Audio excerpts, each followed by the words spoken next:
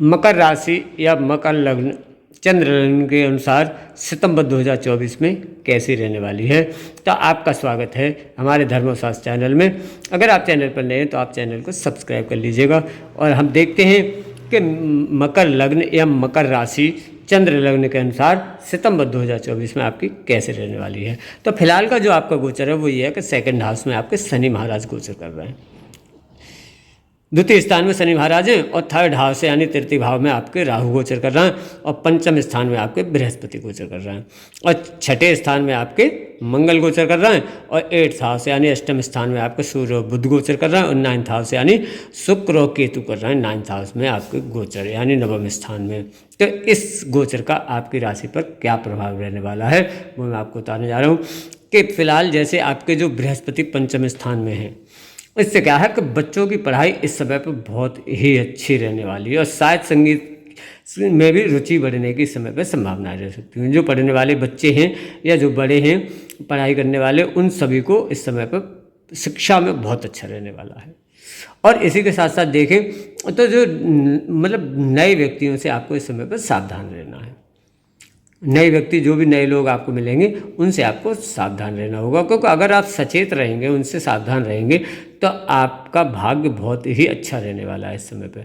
और पड़ोसियों से भी जो पुराने विवाद होंगे वो इस समय पर सुलझने की काफ़ी हद तक संभावनाएं रह सकती होती हैं। अगर किसी से आपके कोई पुराने विवाद चल रहे हैं तो वो इस समय पर सुलझने की काफ़ी संभावनाएं रहेंगी, आप अगर कुछ चर्चा करते हैं तो अब जैसे आपके सेकंड हाउस में जो शनि महाराज चल रहे हैं, तो धन की स्थिति इस समय पे सही रखेंगे लगभग वो, क्योंकि थोड़ा सा आपका खर्चा भी करवा सकते होते हैं। मकान या ज़मीन या वाहन में किसी चीज़ में थोड़ा खर्चा करवा सकते होते हैं। और इसी के साथ लेकिन आपको थोड़ा सा आलस भी दे सकते होते हैं, तो आलस से आपको बचना होगा। साथ साथ परिवार के घर में राहु भी हैं, तो राहु और केतु की दृष्टि सीधी सी परिवार के घर पर जा रही है, नवम स्थान में जो केतु बैठे हुए हैं बृहस्पति के साथ। तो आपको ऐसे में क्या करना होगा कि शुक्र के साथ जो केतु है नवम भाव में, अब परिवार से थोड़ा सा आपका तनाव बढ़ा सकते होते हैं। इस समय पर परिवार से आपकी बिगाड़ सकते होते हैं, तो परिवार से आप बना के रखें, इसका ध्यान रखें। और शिक्षा बहुत ही अच्छी रहने वाली है। साथ साथ इस समय पे संतान का योग भी बनता है। जो मकर राशि वाले हैं अगर संतान का प्लान कर रहे हैं, फैमिली प्लानिंग कर रहे हैं अगर, तो वो इस समय पे करें, बिल्कुल संतान का योग बहुत अच्छा बनने वाला है। और इस समय पे जहाँ तक है पुत्र संतान का योग बनना चाहिए। तो सितंबर में शिक्षा बहुत अच्छी रहने वाली है आपकी मकर लग्न वालों की, शिक्षा बहुत अच्छी रहेगी। और आप कोई भी जो डिप्लोमा वगैरह कर रहे होंगे, किसी के लिए तैयारी कर रहे होंगे, वो बहुत अच्छी रहने वाली है। हालांकि भाई बहनों से परिवार से थोड़ा सा तनाव रह सकता होता है। शत्रु भी इस समय पे आपके बढ़ सकते होते हैं, शत्रु आपके, तो आपका किसी से वाद विवाद रह सकता होता है, उससे आप बचे रहें। लड़ाई भी हो सकती है, टेंशनें भी हो सकती हैं, उन चीज़ों से आपको इस समय पर बच के रहना होगा। क्योंकि सूर्य आपके अष्टम भाव में है, तो ये थोड़ा सा आपको आंखों से संबंधित भी परेशानी दे सकते होते हैं। और अष्टम भाव यानी आपको छोटी मोटी हारी परेशानियां इस समय पे दे सकते होते हैं, आँखों से संबंधित भी परेशानी दे सकते होते हैं। हालांकि आपका जो व्यापार है वो लगभग सही चलने वाला है, क्योंकि नवम भाव भी आपका सही है। भाग्य कैरियर का जो घर है वो आपका बहुत अच्छा रहने वाला है। यहाँ पर केतु गोचर कर रहे हैं, तो वो थोड़ा सा उसको मतलब खर्चा तो करवा देंगे या थोड़ी सी तनाव दे सकते होते हैं, या उसमें कुछ उलट फिर कर सकते होते हैं, लेकिन कुल मिला के सही रहेगा लगभग, क्योंकि राहु की दृष्टि भी उस पर आ रही है।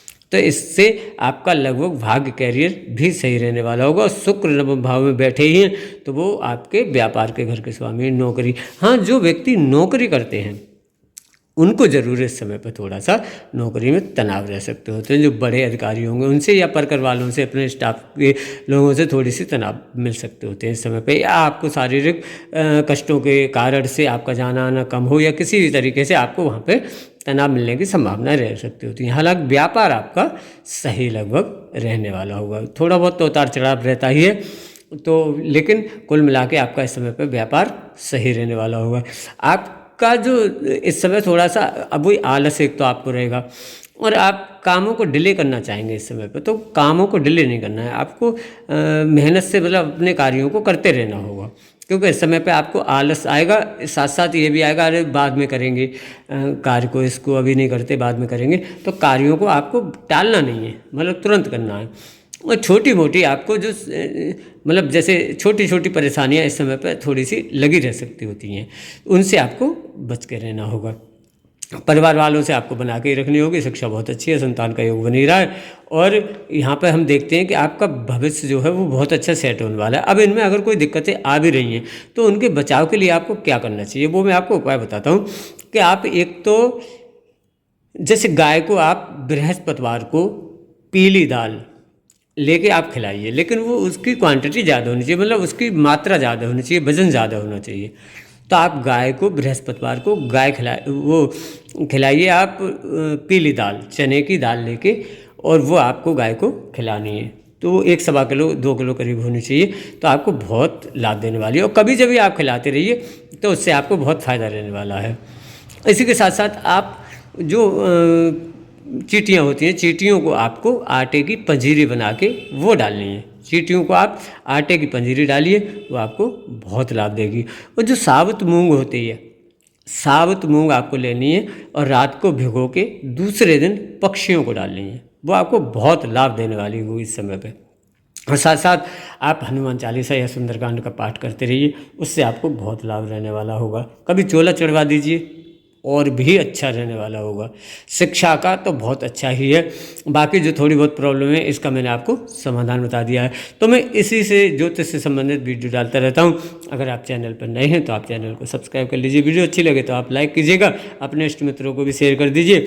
और वीडियो देखने के लिए धन्यवाद, बने रहिए आप हमारे साथ। इसी के साथ मैं वीडियो समाप्त करता हूँ। जय माता की।